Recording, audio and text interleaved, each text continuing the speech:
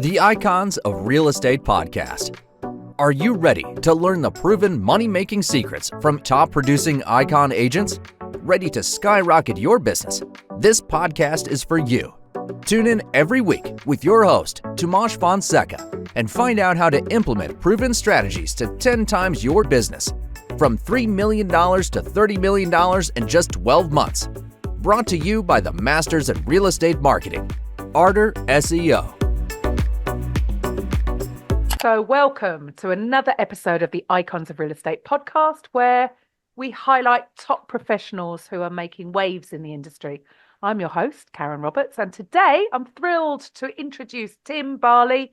He's the founder and CEO with 13 years as a wealth advisor, and 8 years in the real estate investing. Timothy's journey began at 18 as a construction estimator, while studying engineering management at York College.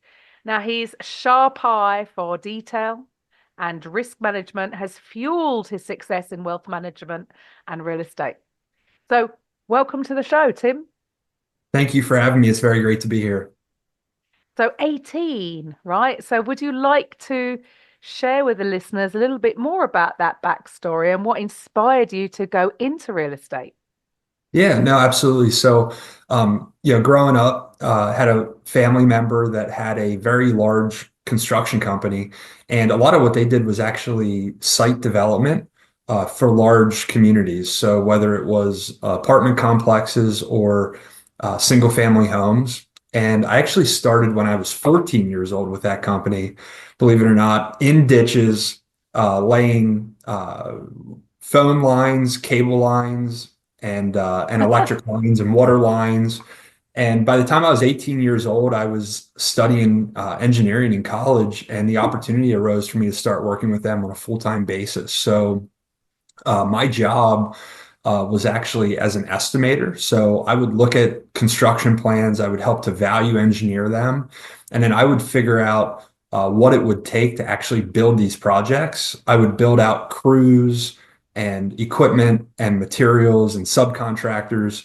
And the majority of what I worked on was actually football stadiums and running tracks and parks and communities. But what that did was it gave me exposure to really, really big numbers and not becoming callous to them, but becoming comfortable with them, while simultaneously giving me the opportunity to work directly with engineers and other contractors and our customers, and just learning how to talk to people, learning how to create, win-wins for everybody. And so that was the first part of my career. And then in 2009, as you are aware, the U.S. economy took a big hit, and there was a big meltdown in the economy. And I used that opportunity to transition to being a wealth advisor. So I actually got licensed in insurance and investments. And in what felt like a blink of an eye, I went from seeing an opportunity and wanting to seize it to managing about $500 million of assets in the traditional markets. So I did that for the last 13 or 14 years. And about a year and a half ago, had an opportunity to combine, my passion for real estate with my background in development, with my time as a financial advisor. And that was where Stable Rock Collective was really born. And so a little bit about Stable Rock. Stable Rock's actually a private wealth advisory firm. So my days are very eclectic, ranging from helping companies raise capital to managing a short-term debt fund to just last Thursday, I actually brokered a $20 million real estate transaction. I brought the seller and the buyer to the table on a 175 home portfolio. So I wear a lot of different hats, but all within the realm of helping folks to grow, preserve, and transfer wealth. Oh my goodness, what a start. I mean, what a phenomenal way to start out in life. And that is obviously, you brought so many skills to the table so for it to culminate in what you're doing now. I mean, they all interlink, right? Having that kind of a background in wealth management and construction, Um, how is this, how would you say that all of that together is helping benefit your clients? Yeah, no, that's a great question. And it's wild because about 2 years ago, so a piece of my story I didn't yet share is I bought a massive resort 13 months before COVID hit. So in addition to all of that, I was owner and CEO of a resort where we had 275 employees and 1,000 customers on site every day. It was a large golf resort, hotel, restaurant, spa, everything you can think of. And so when I think about how all of that has culminated to what I do now, it's funny because about 2 years ago, I sat down with a headhunter and I was having like that midlife crisis at the whopping age of 38 years old. Like, what am I going to do with the rest of my life? And seriously considered heading back into corporate America. And the headhunter was like, listen, like you have such an eclectic background, like you are an entrepreneur through and through. He's like, but you have such an eclectic background. Even though you're super qualified, it would be hard for me to place you in any one role because Mm, those things don't necessarily interlink. He said the best thing you could do is develop your own company that is the culmination of all of those different pieces of experience that you have. And so that's exactly what I set out to do. And so to answer your question, Stable Rock Collective is a private wealth advisory firm. We have a private real estate and alternative investment fund that's registered in all 50 states. We do real estate and business lending. We do real estate and business consulting. And then the final component of that is what's called multifamily office services. So folks that qualify as accredited investors are either high net worth or ultra high net worth. So we do wealth management, tax planning, generational wealth transfer for them as well. And so to your point is that's a very eclectic background that I have, and it's a very eclectic yeah. service that we offer as a company. And the way that our clients benefit is each and every one of them in one way, shape, or form has a need for somebody that fits each of those four main categories of what we do. And so for me to be able to be their main point of contact, for them to be able to build a significant relationship with me, and then view me almost as the quarterback of their wealth life, where, our lending and our multifamily office services, those are through strategic partners that we have. But I'm always the one providing that white glove service to our clients. And it's really, like I said, I couldn't think of a better fit for my background than what it is that we do. I bet you're so grateful that you didn't choose or you didn't opt to go back into corporate America, right? I am. It's been scary at times, as an entrepreneur, you never know what tomorrow brings or even later today. But I wouldn't want it any other way. I absolutely love it. Well, I mean, from what you've just shared, I think your whole background is very, very unique. So what you're offering your clients is yeah, a wide range, and that's going to build on the know, like, and trust for you. So now you're also very deeply motivated by a passion for helping others. So how does that drive your real estate investments and business Ab- practices? Absolutely. So I think the best way to share that would be to talk about my deal from this past week. I had a seller that I was working with to help direct their other investments, but he happened to own a portfolio of 175 homes. It was like $2.5 million a year in rents, massive operation. But he was self-managing 175 homes Oh, while can't think simultaneously anything worse. while simultaneously, right? I managed 7 homes of my own and wanted to figure out something else to do with my life. I was like, I would never do this again.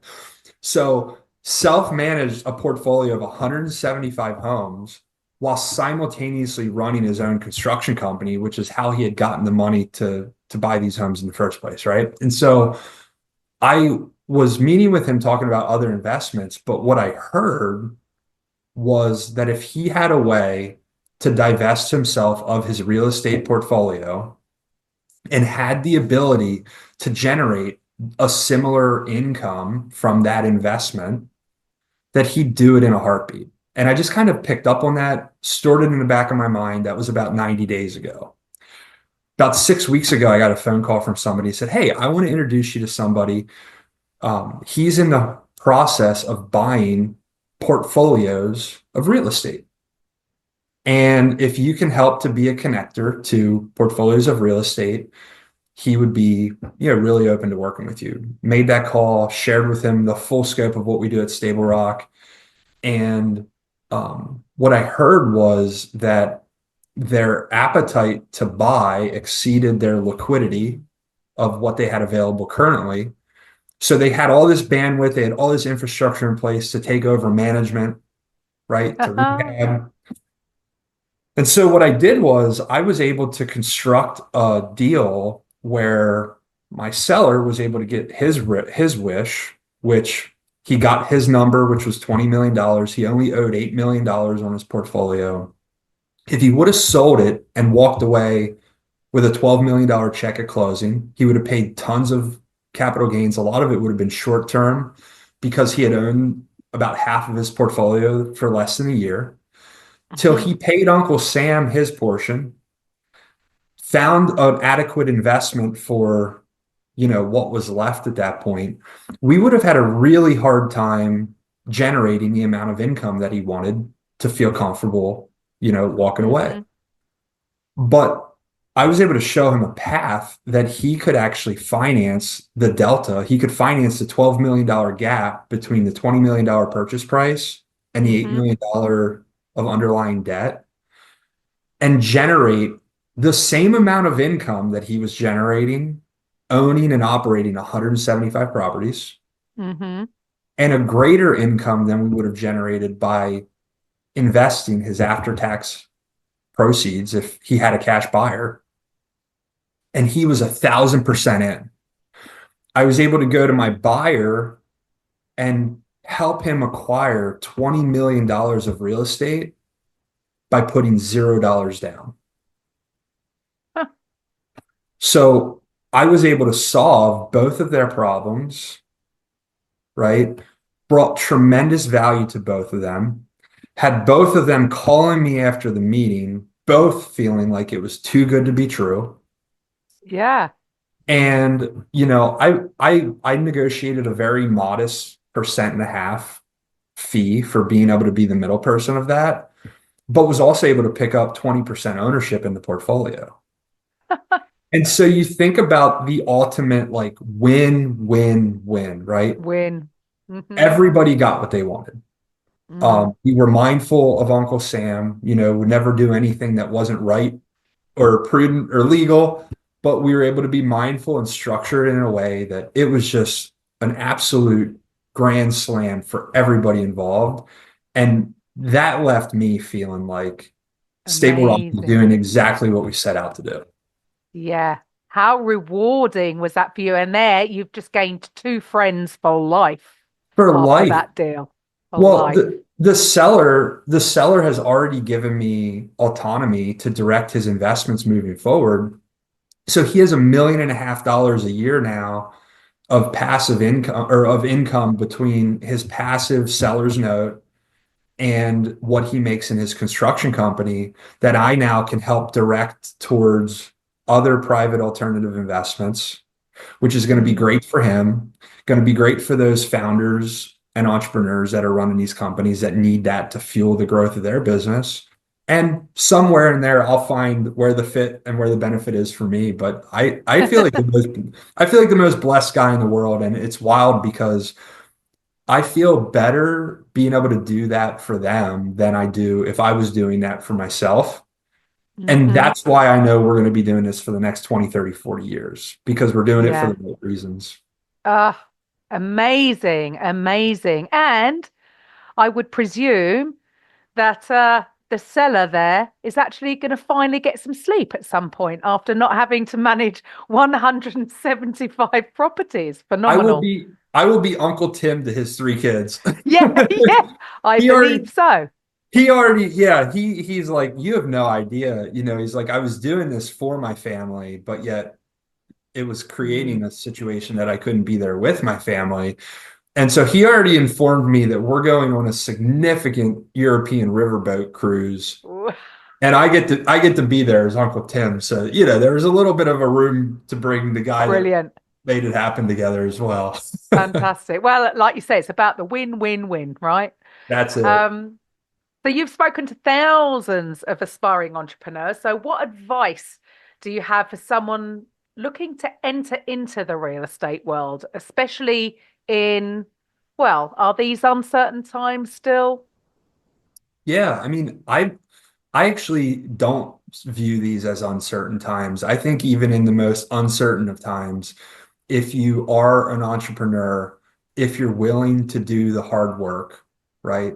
If you're willing to take steps in faith and knowing that as long as you're doing them for the right reasons and your motives are pure, one of my favorite books is Sometimes You Win, Sometimes You Learn.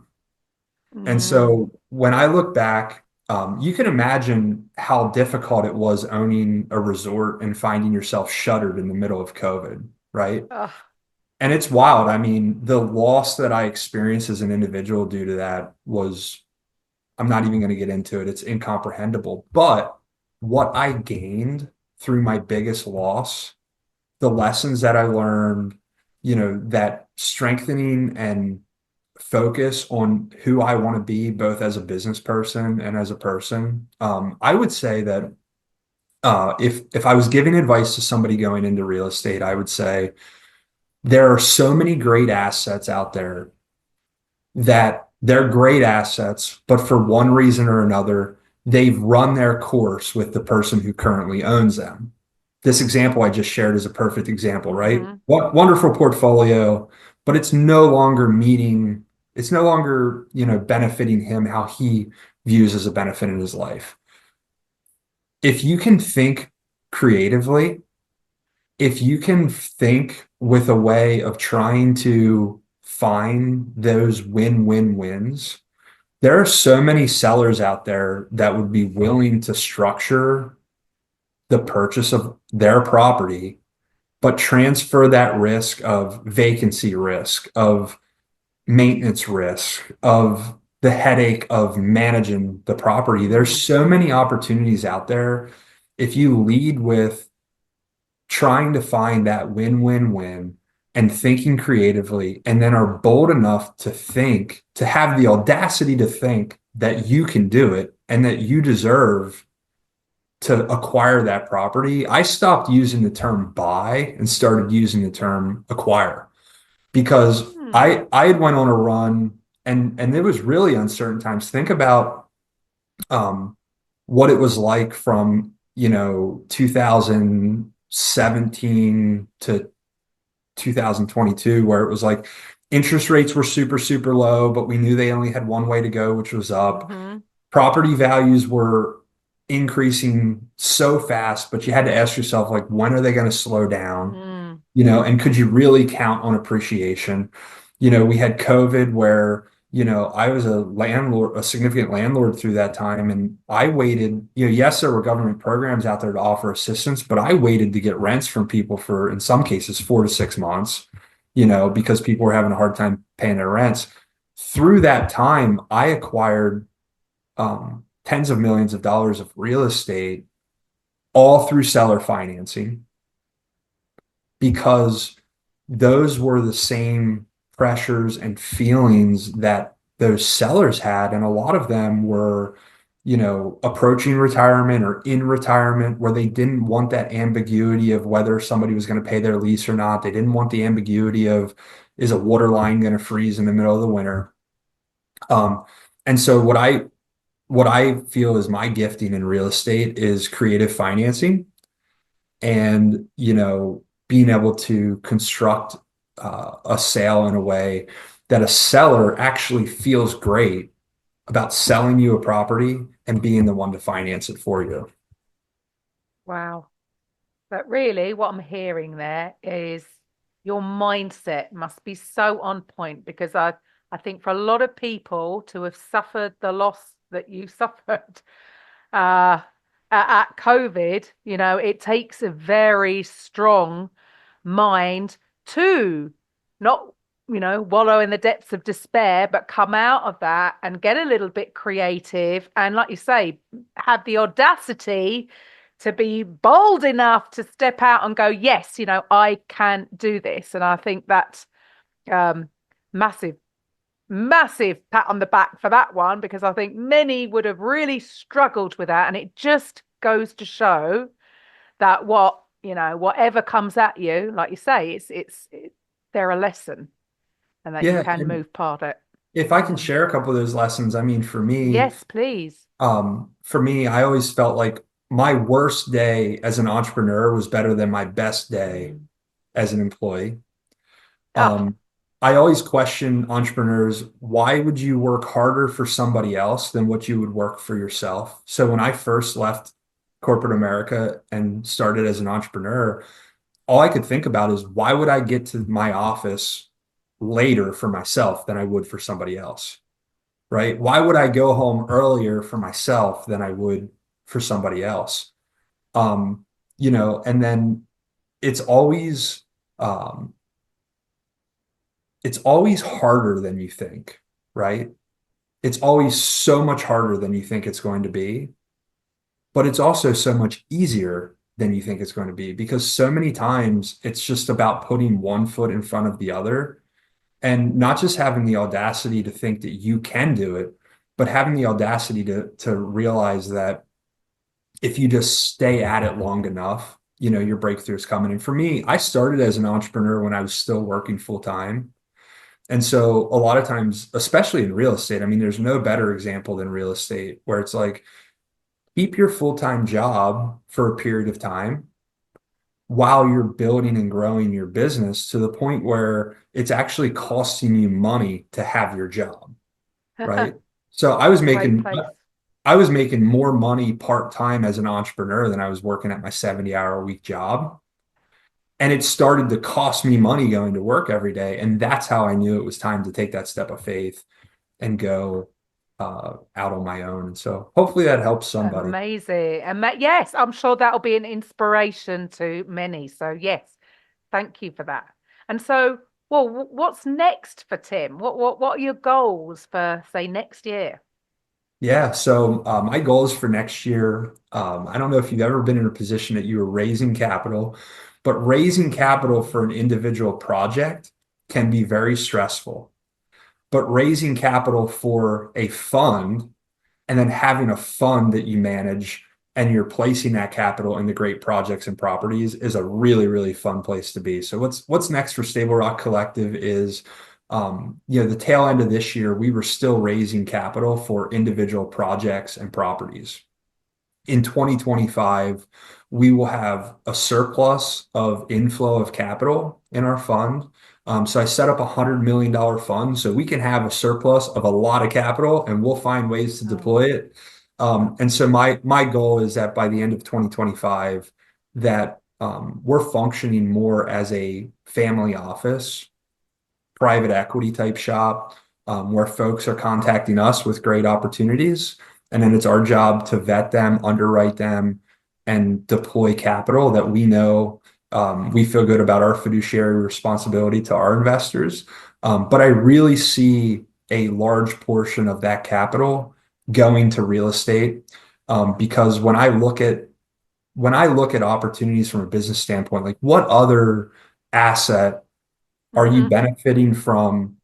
You're able to leverage other people's money, whether it's bank or other investors, right? mm-hmm, You've got tenants that are paying your mortgage and paying down the principal of your loan. So you're building equity just by that pay down. mm-hmm, You're benefiting from appreciation of the property over time, and you're benefiting from all of the tax advantages of real estate.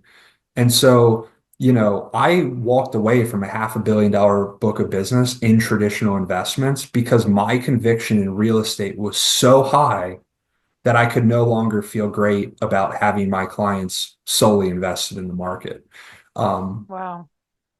Wow. Wow. So 2025 is going to be a big year. 2025, by the end of 2025, you're all going to want to be calling me for capital. Mark my word. Ah, there you go. You heard it first. You heard it first. So my last question to you is, well, because here at Icons, we are the number one real estate podcast network, and our passion is being able to give podcasting, making it accessible to anybody who's involved in the real estate. So my last question to you would be, if you had your own podcast, what would you call it? Open bar. Oh, love it. See, he had one in the bag. That's Had brilliant. one in the bag. It will be open bar. And Brilliant. I see it as being 2 segments a week. I think so. I'm a firm believer that you invest in people, not projects or properties. And so on our podcast, we would actually, I would want to have a shorter initial session where we really get to hear that entrepreneurial story and pick up some nuggets and really get to know our guests on a personal basis. And I would call that happy hour, right? And then the second part, which would be a longer segment, would be actually, learning about, what they did to be successful and picking up real nuggets on, the systems and processes and really giving some strong key takeaways and how to be successful in business. And we would call that closing time. So I have Fantastic. thought that through. Fantastic. You have thought that through. That's amazing. So, well, finally, so you said it here. So if people are looking to get capital, how do they reach you? How can they find you? Yeah, absolutely. So our website is stablerockcollective.com. And I kept it simple. It's tim@stablerockcollective.com is my personal email address. Please feel free to reach out. Happy to be involved. Actually, I love being a sounding board for all things business and entrepreneurship. So even if you think it's not a fit for what I do, call me or email me anyways, because I assure you it'll be a good use of your time and we'll build a fantastic relationship. Brilliant. There you go. It's all about building relationships. Thank you, Tim, so much for your time today. It's been a really interesting episode, this one. And to the listeners, I'll be back next time with the Icons of Real Estate podcast. Bye for now.